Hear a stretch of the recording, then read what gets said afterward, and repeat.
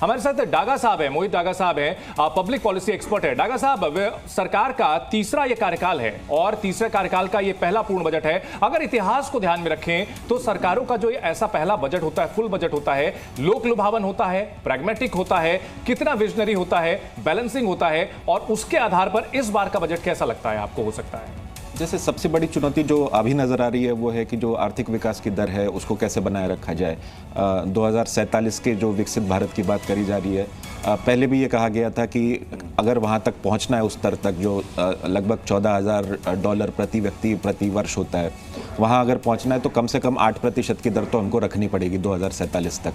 तो उस हिसाब से क्या करना चाहिए, ना सिर्फ ये एक साल की बात है पर अगले 25 साल में भी क्या करना पड़ेगा, इसके बारे में पिछले बार वित्त मंत्री ने कहा था कि एक विकसित भारत का रोड मैप हम जारी करेंगे। तो उसके लिए क्या उस पर हुआ है, क्या कमेटी बनी है, उस पर आगे क्या उम्मीद है होने की, ये एक तय करेगा कि अगले 20-25 साल में विकास की दर कैसी रहेगी।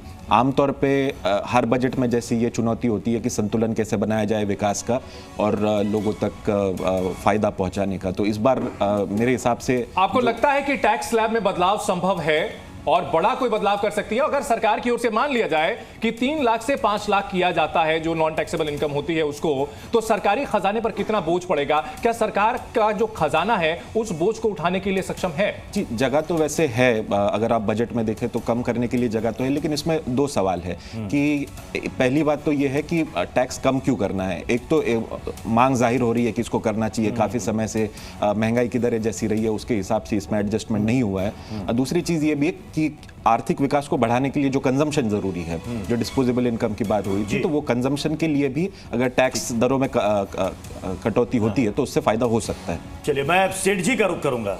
नीरज अरोड़ा जी, सेठ जी, मतलब सेठ जी नाम से ही जैसा अब तक फिल्मों में लोगों ने देखा और सुना है, सेठ जी की नजरें हमेशा जो है ना वो पैसों पर रहती है। कहीं से इधर से उधर से कहीं से पैसा आ जाए, सेठ जी चाहते हैं। तो इस बार के बजट में सेठ जी क्या चाहते हैं, सोच समझ कर जवाब दीजिएगा, क्योंकि ठीक आपके बगल में मुनीम जी बैठे हुए हैं, पूरा हिसाब किताब आपका है इनके पास। जी प्रत्युष जी, सबसे पहले मैं अपने जो व्यापारी लोग हैं उनकी तरफ से ये एज ए सेठ जी जो मैं यहाँ पर हूँ, तो मैं ये व्यापारियों की तरफ से ये चाहूँगा कि जो टैक्स रेट हैं वो टैक्स रेट जो हैं सिंपल होने चाहिए। जैसे LLP पे 30%, कंपनी में कहीं 22%, कहीं 30%, कहीं 15%, तो अलग अलग टैक्स रेट हैं। इतनी डिस्क्रिमिनेशन पॉलिसी नहीं होनी चाहिए। आप LLP का टैक्स रेट देखिए 30% है। एक आम आदमी जो है वो भी 30% के स्लैब पे टैक्स दे रहा है।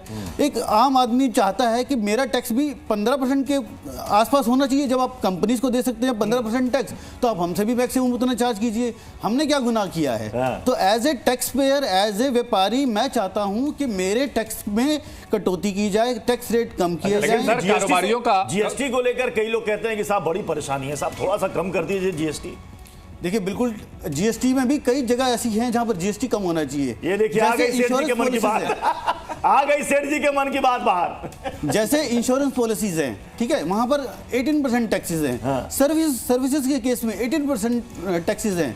तो लोग क्या करते हैं कि मोस्टली इन केसेस में टैक्स चोरी करते हैं, क्योंकि टैक्स रेट बहुत ज्यादा है। जब टैक्स रेट ज्यादा होता है तो कोई बिल नहीं चाहता, फिर कैश में पेमेंट करने के लिए मजबूर कुछ इधर उधर जुगाड़बाजी करते हैं।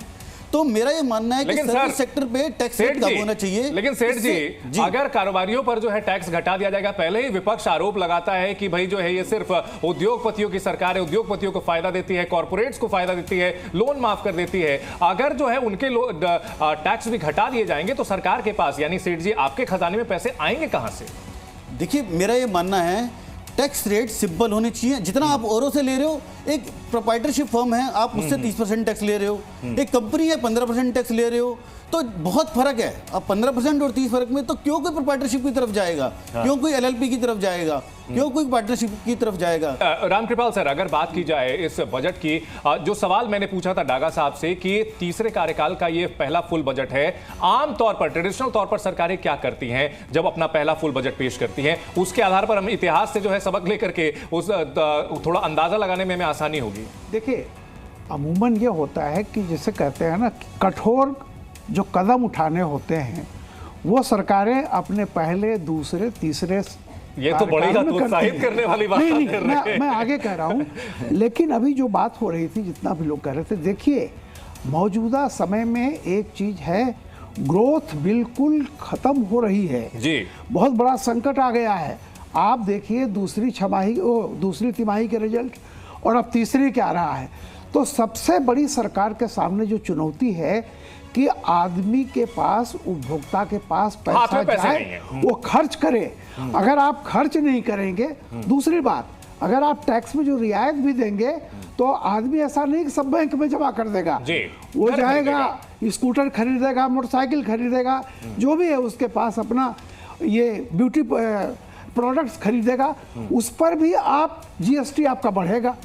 तो ये जो है एक क्रम ऐसा नहीं है कि आप कोई राहत देंगे तो वो उसके घर में रखी रहेगी, वो खर्च में जाएगी। और बहुत जरूरत इस समय इकोनॉमी को है कि इकोनॉमी में खर्च बढ़े। एक इसमें इसी से जुड़ा हुआ एक सप्लीमेंट्री क्वेश्चन मैं चौधरी साहब से लेना चाहूंगा। चौधरी साहब, रूरल स्पेंडिंग की बात की जाती है, यानी कि गांव के लोगों के हाथ में, ग्रामीण इलाकों में अगर पैसा जाएगा तो वहां से जो इकोनॉमी को बूस्ट मिलता है, ये देखा गया था यूपीए सरकार के दौरान, कहा गया था मनरेगा का जो जिक्र किया गया, उससे लोगों के हाथ में पहली बार 500 का नोट आया था, तो खूब जबरदस्त तरीके से जो इकोनॉमी को फायदा हुआ था। तो इस बार रूरल स्पेंडिंग को लेकर के सरकार के पास क्या लगता है आपको, क्या विजन हो सकता है? मैं इसमें एक बहुत अच्छा प्रश्न किया है, मैं इसका जवाब देना चाहूंगा कि एक बात और है, मैं थोड़ा सा इससे हटके बात करना चाहूंगा कि ये जो रूरल एरिया में जो समझते हैं, जो सेविंग करना चाहता है, जो किसान जो है, वो उसके लिए आगे का भविष्य देखना चाहता है। हमारे यहाँ ये मानसिकता हमारी एंसेस्ट्रल चली आ रही है।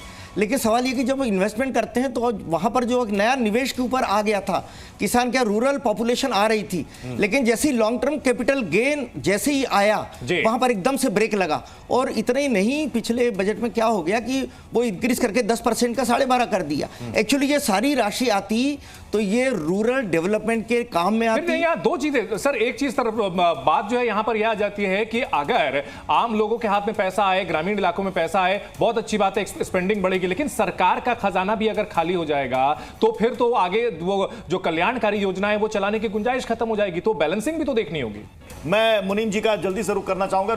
मुनीम जी, सवाल ये है कि सरकार कहती है कि हम आपको फ्री राशन दे रहे हैं, हम आपके हेल्थ के लिए कर रहे हैं, हम किसानों को दे रहे हैं, हमने मनरेगा योजना भी चला रखी है। तो भाई साहब, हम आप ही से लेकर के आप ही को तो लौटा रहे हैं।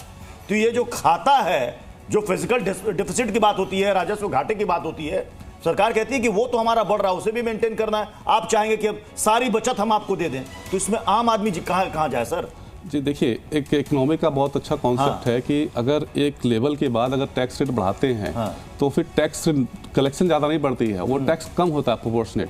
अब वो टाइम आ गया है, जैसे अभी इनकम टैक्स डिपार्टमेंट ने अपना एक डाटा रिलीज किया जिसमें उन्होंने बताया कि जो इंडिविजुअल हैं, जो आम आदमी है, उनसे टैक्स कलेक्शन ज़्यादा बढ़ा है कंपेरेटिवली जो पिछले 4-5 साल की डाटा के। एंड कॉर्पोरेट टैक्स का कलेक्शन उस स्पीड से नहीं बढ़ा जितना जो इंडिविजुअल का बढ़ा है जी। तो अब वो टाइम आ गया है कि अब उनको बेनिफिट, इंडिविजुअल को बेनिफिट देने का, जो कॉर्पोरेट को जो बेनिफिट टैक्स रेट कम किया गया 25% और 15% दिया गया, अब वो इंडिविजुअल को भी देना है ताकि उनको भी